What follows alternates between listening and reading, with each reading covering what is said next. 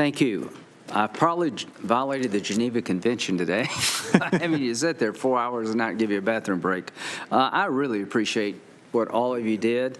This is a well-documented report. There's sort of a blue team, red team view to some extent, but I'm sort of glad to see all of us coming together that this should never happen again.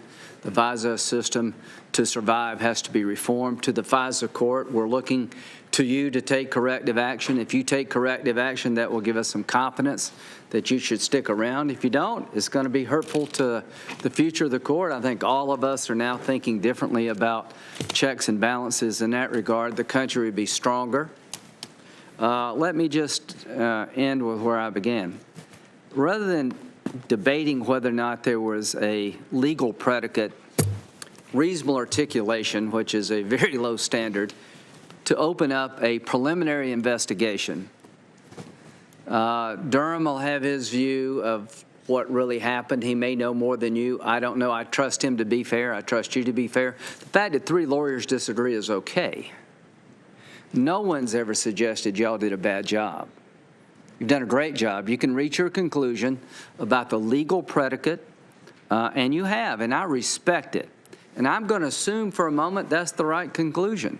That doesn't matter at all to me, because after it was opened, it became a nightmare. It became something that can never happen again. It became, over time, a criminal conspiracy to defraud the court. It became an effort by lawyers to doctor evidence. It became a conscious effort to deny the court exculpatory information about an American citizen. They should have stopped, at least in January 2017, when the Russian subsource said, everything in the dossier I disavow.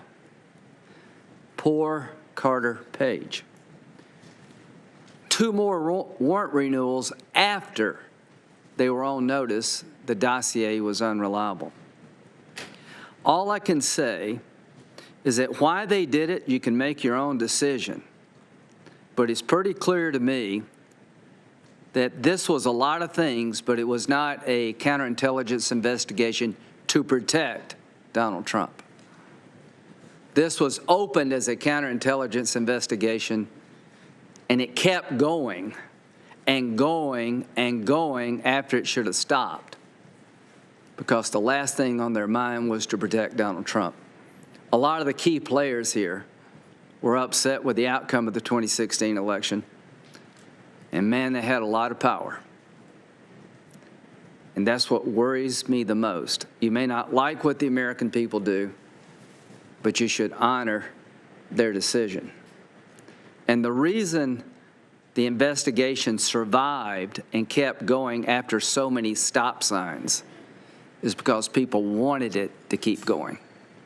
The reason nobody briefed Donald Trump about you may have people working for you connected to Russia is they could give a damn about protecting him. This is just my view. It's kind of odd that in a counterintelligence investigation, you never briefed the person who's the subject of the foreign influence, like you did Dianne Feinstein and like they did Hillary Clinton. So the bottom line here is, I hope we never have a defensive briefing or intelligence briefing where you send an FBI agent to do a 302 on the people you're briefing. This is some really scary stuff. I think I know what their motivation was, but it doesn't matter. They did it. Hope somebody holds them accountable. And I hope it never, ever happens again. To my Democratic friends, this could happen to you one day. Mr. Horowitz, do you agree that every politician in America should be concerned about what happened here? I'll go further. Every American should want to make sure this FISA process works the right way. Finally, to those of us in politics, how easy it is for somebody to come in our lives and our campaigns as volunteers. And I would hope the FBI would tell me if they've got a reasonable suspicion that somebody in my campaign is a bad actor, so I can do something about it. What scares me the most is that the power to open up a counterintelligence investigation is almost unlimited. the power to abuse it is exactly what your report tells us about. Thank you. The hearing's adjourned. And finally, this is the beginning, not the end, of this committee's involvement in this matter. Much more to follow. Thank you.